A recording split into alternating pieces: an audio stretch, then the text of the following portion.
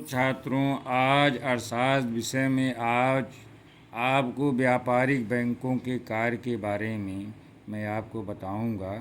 ये इकोनॉमिक्स का अर्थशास्त्र का महत्वपूर्ण चैप्टर है जिसमें व्यापारिक बैंक क्या कार्य करते हैं उनके बारे में आपको जानकारी दे रहा हूँ। दोस्तों, व्यापारिक बैंकों के कार्य इंग्लिश में कहेंगे फंक्शन ऑफ कॉमर्शियल बैंक्स। छात्रों, आप बैंक से खूब परिचित होंगे। वर्तमान समय में बैंक अत्यंत महत्वपूर्ण उपयोगी सेवाएं प्रदान करते हैं। आर्थिक विकास के साथ साथ यानी देश के आर्थिक विकास के साथ साथ बैंकों के कार्यों का भी विस्तार होता जा रहा है।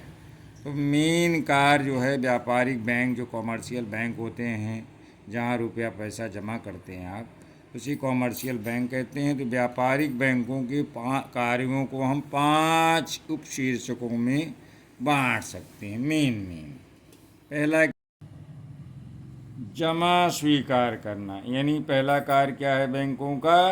एक्सेप्टिंग डिपॉजिट, यानी आप पैसा जमा करने जाते हैं बैंक में तो उसको स्वीकार करता है। इसमें सरल भाषा में जमा स्वीकार करना। दूसरा है छात्रों ऋण देना, एडवांसिंग ऑफ लोन, यानी अगर आपको ऋण की ज़रूरत है, लोन लेना है किसी कार्य के लिए, तो बैंक आपको ऋण भी प्रदान करती है। तीसरा है एजेंसी का कार्य, इसको मैं अभी आगे बताता हूँ एक्सप्लेन, कि बहुत से सेवाएं भी जो है बैंक के प्रदान करती हैं, वो एजेंसी का कार्य करती हैं। मान लीजिए आपको फॉर्म अप्लाई करते हैं, ड्राफ्ट बनवाते हैं फार्म भरने के लिए, तो ये सब कार्य जो है बैंकों के थ्रू होता है, सभी एजेंसी के कार्य में आता है। और इसी तरह से मिसलेनियस फंक्शन भी हैं, बहुत से कार्य बैंक के करते हैं व्यावसायिक। और मेन कार्य इनका है क्रेडिट क्रिएशन, साख निर्माण। व्यापारिक बैंकों का काम ही साख निर्माण के लिए हुआ है। आगे मैं आपको बताऊंगा साख निर्माण किसे कहते हैं। तो पहला क्या है, 5 कार्यों में पहला मेन जो महत्वपूर्ण कार्य है जमा स्वीकार करना, एक्सेप्टिंग डिपॉजिट। जमाओं को स्वीकार करना बैंकों का एक मौलिक कार्य है। ओरिजिनल कार्य क्या है बैंकों का? कि आपके पास अगर बचत है तो उसको जाकर आप बैंकों में जमा करते हैं, इसी को जमा करना कहते हैं। तो बैंकों द्वारा जनता से मुख्यतः 2 रूपों में धन स्वीकार किया जाता है। जनता बैंक में 2 ढंग से आपसे पैसा लेती है।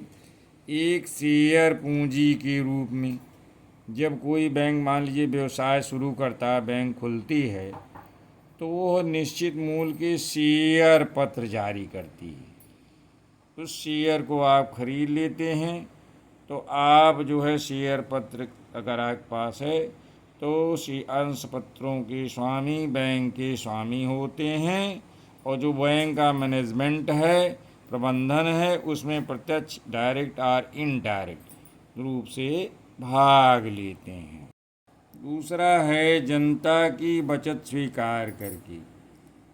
तो पहला क्या है, अंश पत्रों का जो मैंने आपको बताया अंश पूंजी के रूप में। दूसरा जनता की बचत स्वीकार करके बैंक अपने अंश पत्रों यानी जो शेयर के होल्डर होते हैं उनके विक्रय के अतिरिक्त विभिन्न खाते खोल करके जनता से धन प्राप्त करते हैं। बैंक प्रायः 5 प्रकार के खातों में रकम जमा करने की सुविधा जनता को देते हैं। पहला क्या है, चालू खाता बोलते हैं, करेंट अकाउंट। दूसरा है बचत खाता, सेविंग अकाउंट। तीसरा है एफडी जिसे बोलते हैं, फिक्स डिपॉजिट, उसको हिंदी में कहेंगे समयावधि खाता। चौथा है घरेलू बचत खाता, होम सेविंग अकाउंट। और एक अंतिम खाता होता है अनिश्चितकालीन, यानी बैंक में पैसा जमा कर दिए, कब निकालना है कोई निश्चित समय नहीं रहता, तो इसको कहते हैं इनडिफिनिट पीरियड डिपॉजिट अकाउंट। अब दूसरा कार्य क्या है बैंक का? पहली बात तो जमा स्वीकार कर लिए। दूसरा कार्य है ऋण देना, एडवांसिंग ऑफ लोन्स। बैंकों का दूसरा महत्वपूर्ण कार्य क्या है? ऋण देना है। वस्तुतः बैंक ऋण देने के लिए ही लोगों से जमा प्राप्त करते हैं। नहीं है कोई आदमी पैसे जमा कर दिया, अब उस पैसे को बैंक जो है दूसरे को लोन दे देती है। तो आप अगर पैसा जमा करते हैं तो आपको कम ब्याज दिया जाता है। जैसे मान लीजिए आपने 500 रुपया जमा किया बैंक में, तो आपको साल भर में 5 रुपया मिला। और अगर कोई जाके बैंक से 500 रुपये का लोन लिया तो उससे 10 रुपया कमाएंगे, 8 रुपया कमाएंगे, नहीं आपसे ज़्यादा लेंगे उससे। यही बैंकों का जो है मेन कार्य है, जिससे वो साख सृजन करते हैं, जनता का पैसा जो है उनका बढ़ता चला जाता है और अधिक ब्याज पर अपना धन उधार देते हैं। अपना पैसा तो जो जब देंगे आपको किसी कार्य के लिए, तो आपको सुविधा तो मिलती ही है, लेकिन आपको ज़्यादा ब्याज चुकाना पड़ता है। और जो इन दरों का अंतर होता है, यानी आपसे कम ब्याज पे लिए पैसा जमा किए और दूसरे को अधिक ब्याज पे दे दिए, तो इन्हीं दरों का जो अंतर होता है वही कुल बैंकों का लाभ होता है। इसके अलावा वे विभिन्न सेवाओं के लिए भी शुल्क वसूल करते हैं। ये विभिन्न कार्य अनेक प्रकार की अल्पकारी ऋण प्रदान करते हैं। छोटे शॉर्ट टर्म लोन देते हैं नगद शाख द्वारा, ओवरड्राफ्ट के द्वारा, आदि विकल्प सुविधाएं। अब ओवरड्राफ्टिंग क्या है? जब बैंक अपने ग्राहक को उसकी जमा से अधिक मात्रा, मान लो आप 500 रुपये जमा किए, अब आपको 1000 निकालने की अनुमति देते हैं, तो उसे आदि विकर्ष कहा जाता है, यानी ओवरड्राफ्ट। आपकी क्षमता से ज़्यादा आपको रुपया निकालने की अनुमति देते हैं। नेक्स्ट, एजेंसी का कार्य। व्यापारिक बैंक एजेंट के रूप में भी कार्य करते हैं। अब जैसे आपका पैसा कहीं यहाँ से लेकर के देश के कहीं भी भेजना है, उस पैसे का ट्रांसफ़र जो है बैंकों के द्वारा किया जा सकता है। इसी तरह विनिमय पत्रों का भुगतान, चेक है, ड्राफ्ट है, इन सब का भुगतान जो है कलेक्ट करते हैं बैंक और उनसे जो है दूसरे को पहुंचा देते हैं, उसको मिल जाता है भुगतान। तीसरा है ग्राहकों से विभिन्न प्रकार की बैंक भुगतान प्राप्त करते हैं और ग्राहकों की ओर से भी भुगतान करते हैं। और सरकारी और अर्ध सरकारी, यानी गवर्नमेंट और नॉन गवर्नमेंट दोनों प्रकार की जो सिक्योरिटीज़ होती हैं उनका क्रय और विक्रय भी करते हैं बैंक के। और क्या करते हैं? लास्ट, ग्राहकों को आर्थिक सलाह देना और ग्राहकों के लिए पासपोर्ट आदि की भी व्यवस्था बैंकें करती हैं। चौथा है अन्य कार्य, अदर वर्क। क्या करते हैं बैंक? बैंक अपने ग्राहकों को विभिन्न उपयोगी सेवाएं भी प्रदान करते हैं।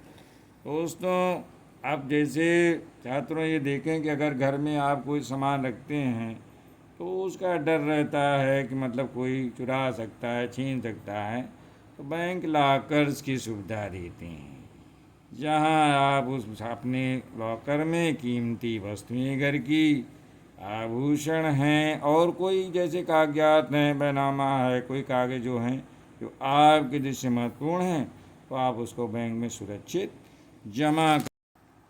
नेक्स्ट, व्यापारिक बैंक अपने ग्राहकों के, मान लीजिए आपका पहले जो है लैंडलाइन है, टेलीफोन का बिल जमा करना है, मकान का किराया जमा करना है, बीमे की किस्त है, आदि को बैंकों के जमा के माध्यम से ग्राहकों को ये भुगतान ग्राहक करते हैं और उसको संबंधित विभाग में मिल जाता है। नेक्स्ट, व्यापारिक बैंकों द्वारा ग्राहकों को उनकी प्रतिभूतियों पर मिलने वाला ब्याज है, लाभांश है, आदि की वसूली करके और उनके खातों में जमा करने का कार्य किया जाता है। यानी बैंक आप सिक्योरिटी उससे खरीदे रहते हैं तो उसमें ब्याज मिलता है, लाभांश उसको आपको प्रदान करते हैं। ये बैंक जो व्यापारिक बैंक क्या करते हैं?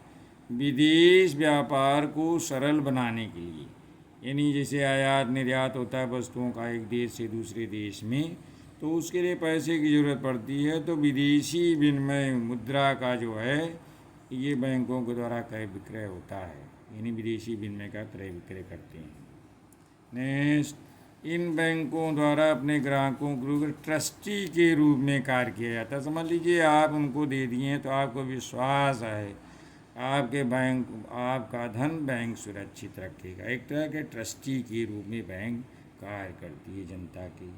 नेक्स्ट, व्यापारिक बैंक यात्री चेक, साख पत्र, लेटर ऑफ क्रेडिट आदि की भी सुविधा प्रदान करते हैं, जिससे उन्हें विदेशों में नगद राशि नहीं ले जानी पड़ती। अगर आप विदेश जाना चाहते हैं तो कोई ज़रूरी नहीं कि रुपया जेब में लाद करके जाएं।